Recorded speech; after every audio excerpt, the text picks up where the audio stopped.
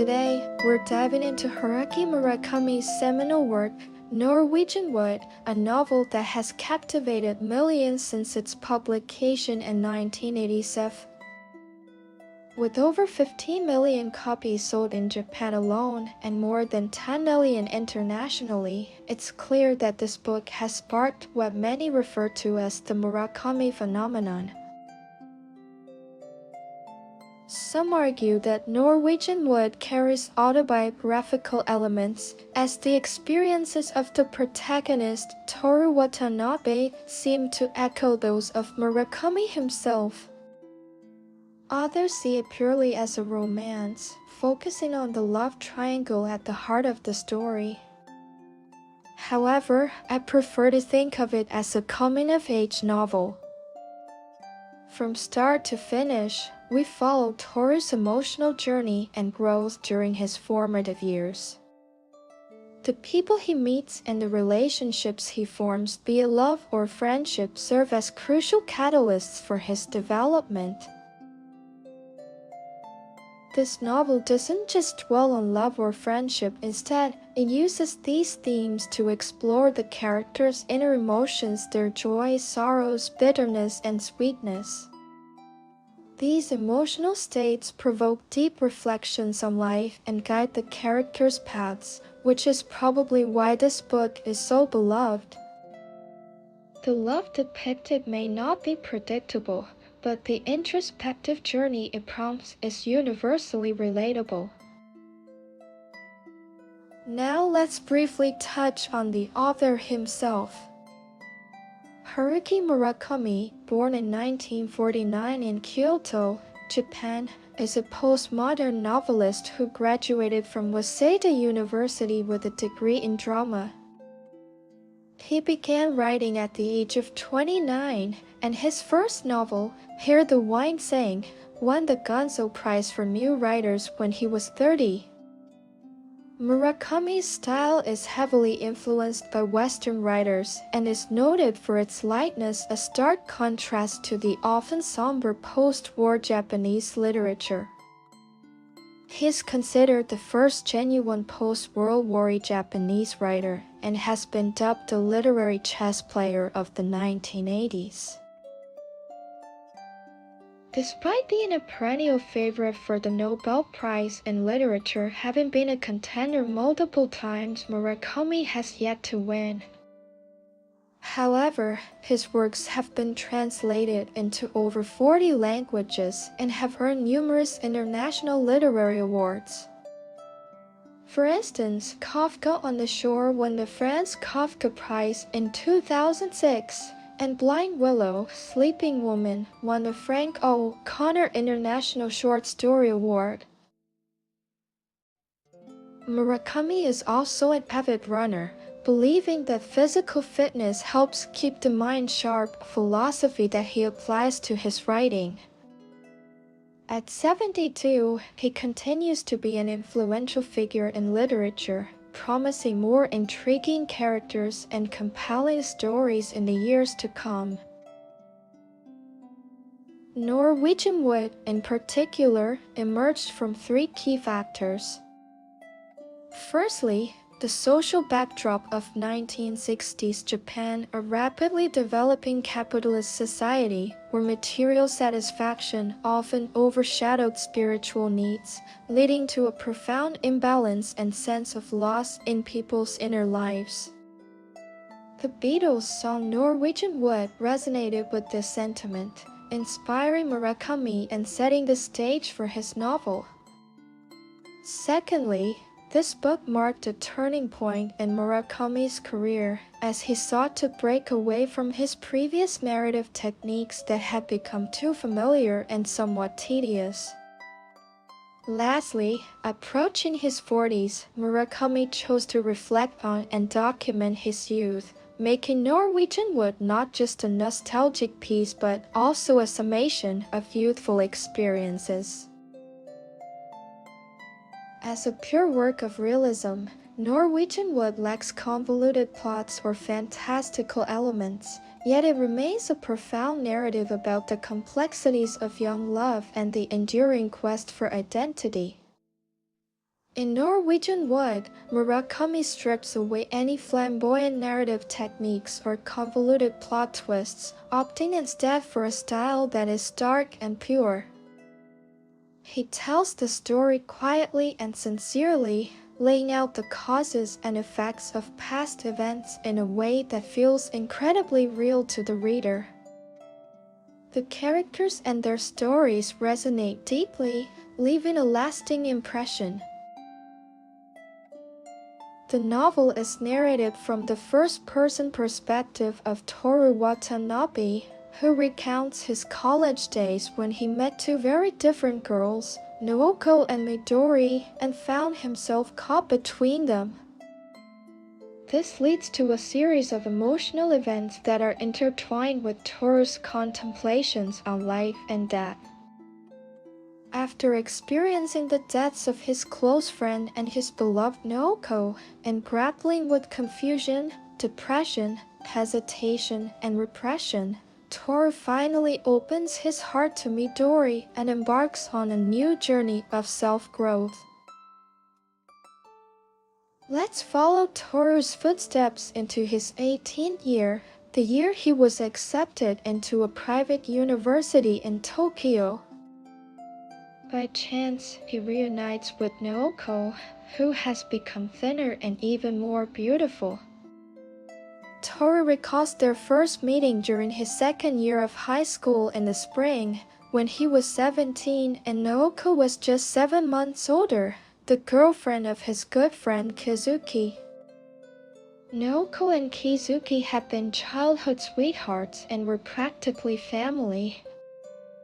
Back then, the trio would hang out carefree, talking about everything under the sun, with Kizuki always at the center, enlivening the atmosphere and leading them through a joyous life. However, their happy days were short-lived. One evening in May, Kizuki committed suicide in his garage, a devastating event that left Toru directionless and unsure of his future. After starting university, he began to ponder the concepts of life and death more deeply. Death felt oppressive and suffocating to him. He wanted to escape it, to forget, but found himself sinking deeper instead. Eventually, he concluded that death is not the opposite of life, but a part of it, always present. As Toru and Naoko grew closer, meeting almost weekly, Toru found himself falling for her, and it seemed Naoko relied on him too. However, Naoko's gaze became increasingly vacant, her heart more empty and lonely. It turned out that she could not let go of Kizuki, and in many ways, Toru was just a substitute for him, filling Toru with loneliness and unspeakable sorrow. In mid-April of their sophomore year, when Naoko turned 20, Toru bought a cake to celebrate. That evening, Naoko spoke a lot about the past but carefully avoided mentioning Kizuki, a clear sign that she was still holding on to him. As Naoko became increasingly emotional, she eventually broke down crying. To comfort her, Toru embraced her, and in a moment of vulnerability, they became intimately involved. Afterward, Toru hoped to discuss their relationship and clarify things, but just a few days later, Naoko moved out of her apartment without leaving any trace. Toru didn't want to pursue her, so he wrote letters to her family home in Kobe expressing his feelings, but he never received a reply. Toru also met Nagasawa and his girlfriend Hatsumi at the same dormitory because they all liked F. Scott Fitzgerald's The Great Gatsby. Although Nagasawa was not fond of making friends, he got along well with Toru, and they often went to bars together. Hatsumi never interfered with Nagasawa's escapades, and he reveled in them. Even when Naoko was out of the picture, Toru continued to go to bars with Nagasawa to meet girls, trying to satisfy his physical desires, but this only deepened his inner emptiness. Later, with Naoko's whereabouts unknown and his body craving intimacy, Toru couldn't restrain himself. However, every time he was with other girls, he couldn't help but think of Naoko, which only intensified his longing. In early July, Toru finally received a letter from Naoko. She explained that due to her illness, she had taken a year off from school to recuperate in a sanatorium. She hoped Toru wouldn't mind the past and looked forward to meeting him again when she recovered. Reading Naoko's letter, Toru felt an overwhelming sadness. The book describes this listless mood as something that cannot be expelled or hidden. It's like a fleeting gust of wind, shapeless, weightless, impossible to grasp. The scenery slowly passed before his eyes, but its language never reached his ears. In September, after summer vacation, on a Monday morning after class, Toru was eating alone in a small restaurant when a strange girl approached him. She had just attended the same class as him, and her name was named Midori Kobayashi. Midori, with her short hair about 4 or 5 centimeters long, radiated vitality and boundless energy. They enjoyed their conversation immensely and even made plans to meet again. As they grew closer, Midori invited Toru to her house for the weekend. During that afternoon, under the warm sunlight, they sat on Midori's clothes-drying platform, sipping beer. Nearby, a house caught fire, but Midori, unconcerned about what the neighbors might think, began strumming her guitar and singing as the black smoke billowed. After the fire was extinguished, Toru kissed Midori a gentle and uncertain kiss, even though at that time Midori had a boyfriend and Toru had someone else on his mind. Toru felt Midori was becoming a significant part of his life, but the next day in class, Midori was nowhere to be found, and he couldn't reach her by phone. At this point, Toru received a reply from Naoko. In her letter, she mentioned that she had been staying at a sanatorium called Emilio for nearly 4 months due to her frail health. She enjoyed the life there and welcomed Toru's visit.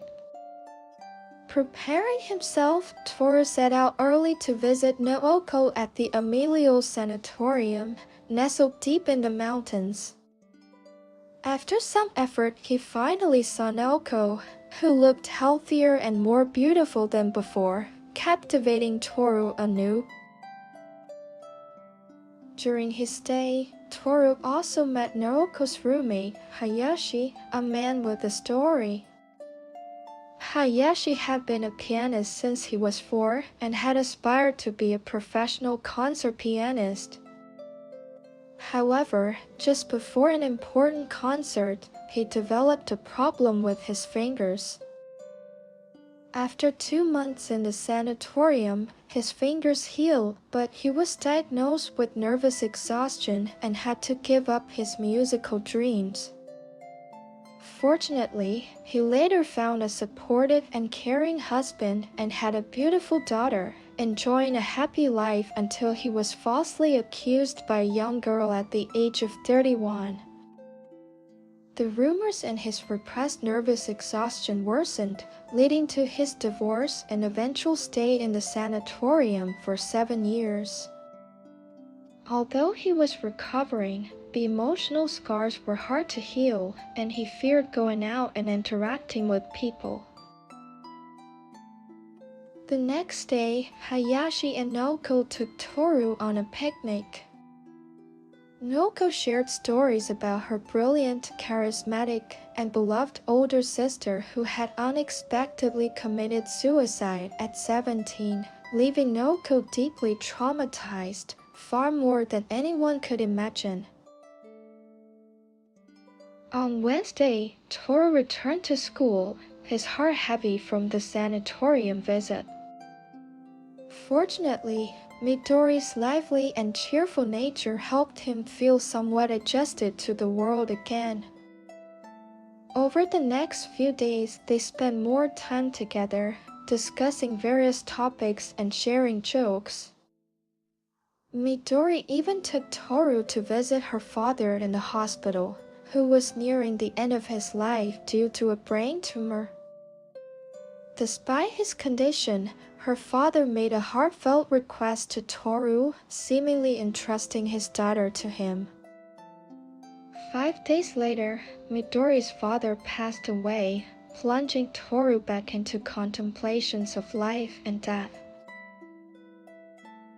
Reflecting on the transient nature of life, Toru reached out to Nagasawa, who had recently passed the foreign ministry exam. To celebrate his upcoming appointment, Nagasawa invited Toru and Hatsumi for a dinner at a fancy restaurant. During the meal, Nagasawa and Hatsumi argued. Hatsumi wished for a stable family life, while Nagasawa desired to live unbound and do what he felt was right. Despite their differing life philosophies, Hatsumi still loved Nagasawa and promised to wait for him. However, after Nagasawa moved to Germany, Hatsumi married another man and tragically ended her life 2 years later, cutting her wrists with a razor. This memory brought a wave of sorrow to Toru, reminding him of the harsh realities of life and love.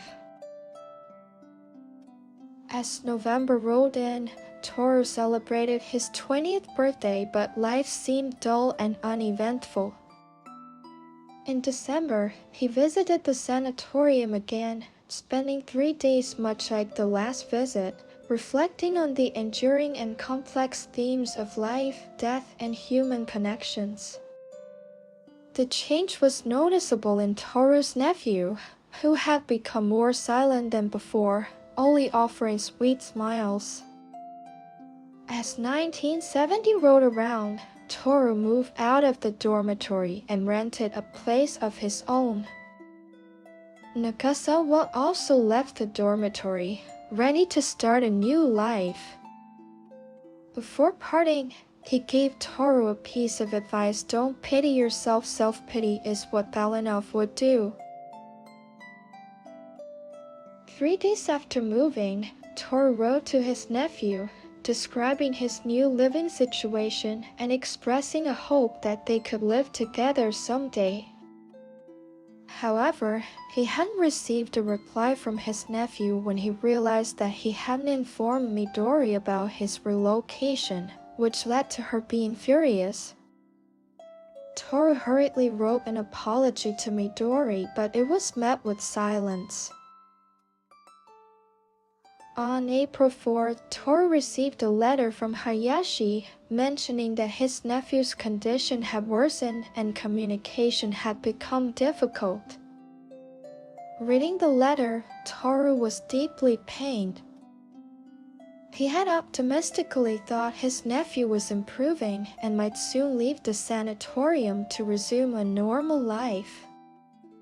This hopeful notion crumbled in an instant, leaving Toru feeling lost, as if a thin film tightly clung to him, isolating him from the outside world, unable to communicate or touch. For 3 days, he wandered in a daze until a letter from Midori pulled him back from his painful reverie. Toru realized he couldn't continue this way. His nephew's illness was deep-rooted and might require a longer time to recover. Wanting to inspire his nephew to regain the courage to return to reality, Toru knew he needed to live more tenaciously and protectively, waiting for his nephew. This thought reinvigorated Toru, filling him with strength to face reality once again. At this time, Midori realized she couldn't stay away from Toru. Her letter suggested reconciliation, and they began dating again, spending time together, though most of the time, Midori seemed to be performing a monologue.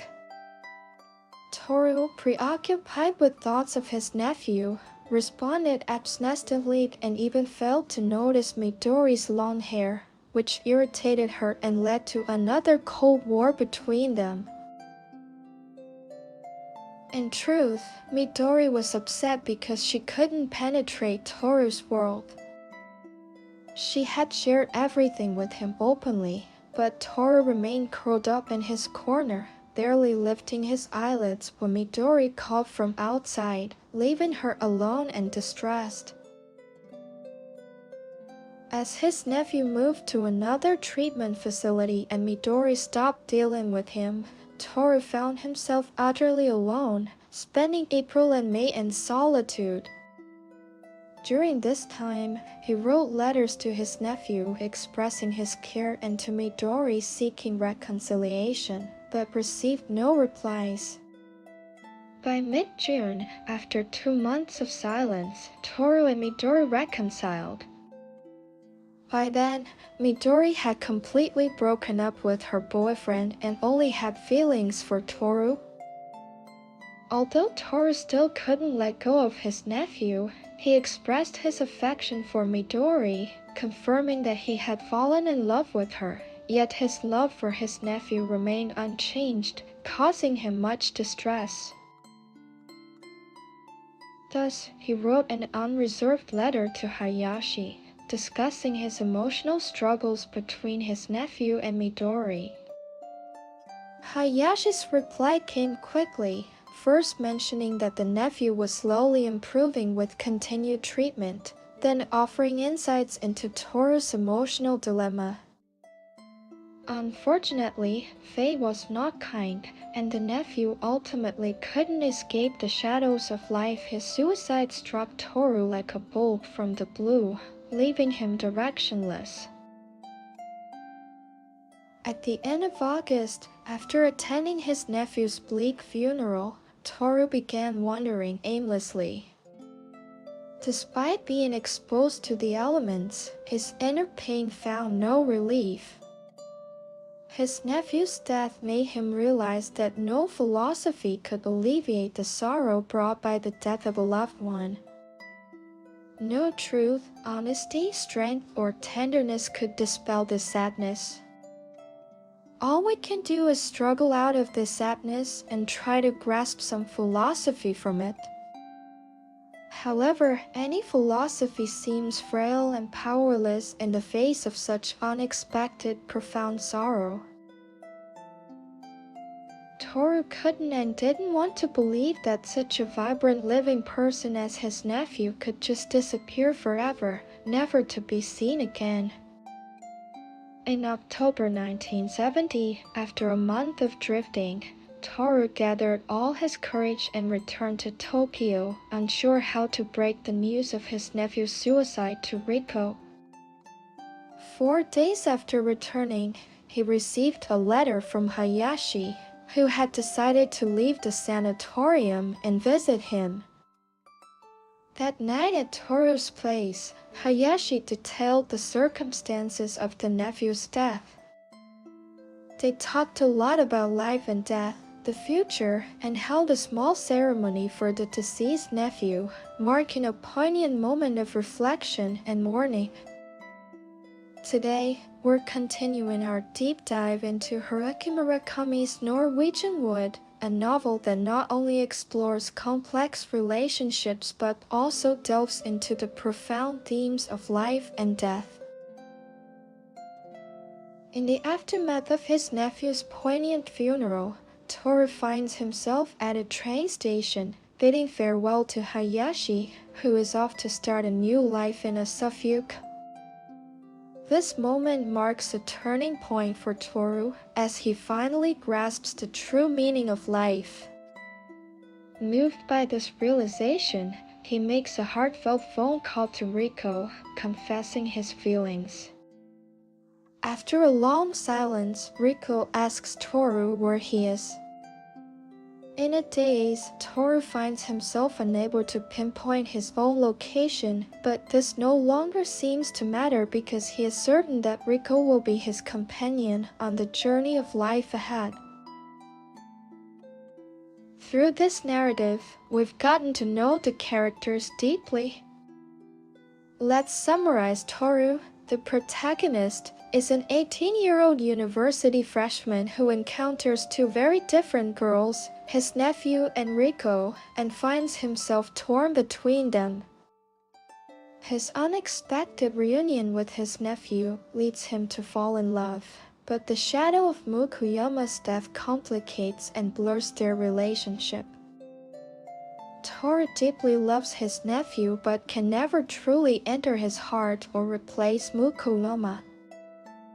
As time passes, Toru feels an increasing sense of responsibility towards his nephew, a burden that doesn't lessen even as his feelings for Riko grow. Toru admits, "I still love my nephew. Although the way I love him has been incredibly twisted during the process, my love for him is undeniable. In my heart, I've always reserved a place for him that no one else has ever touched." Riko's appearance introduces Toru to another aspect of life, an optimistic and resilient one. Long submerged in his own somber depths, Toru finds it hard to resist Riko's charm.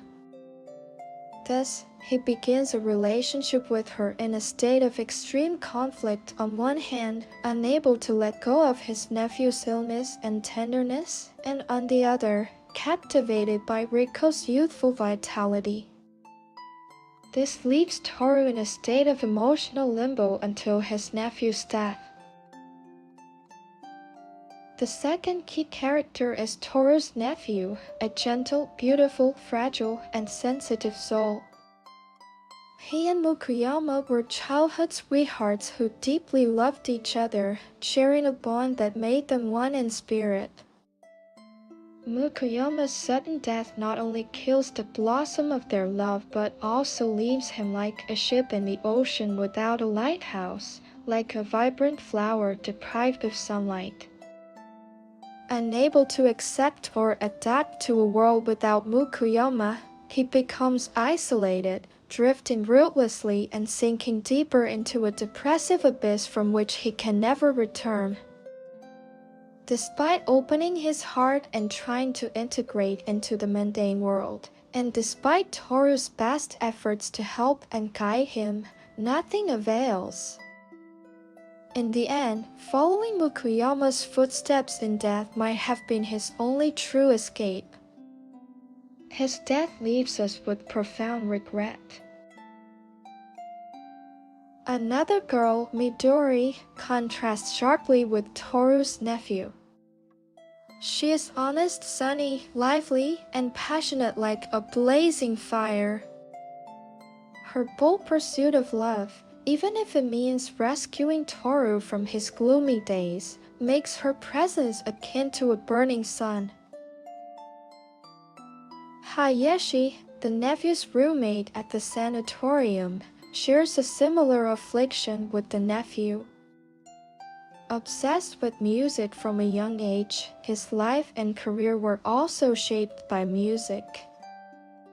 During their time in the sanatorium, they supported and warmed each other. Compared to the nephew, however, Hayashi was more optimistic and stronger.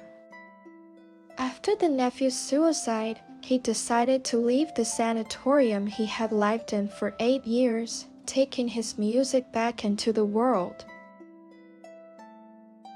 Norwegian Wood, originally a Beatles song, resonates deeply with the nephew, who feels like a lonely soul lost in a cold, deep forest.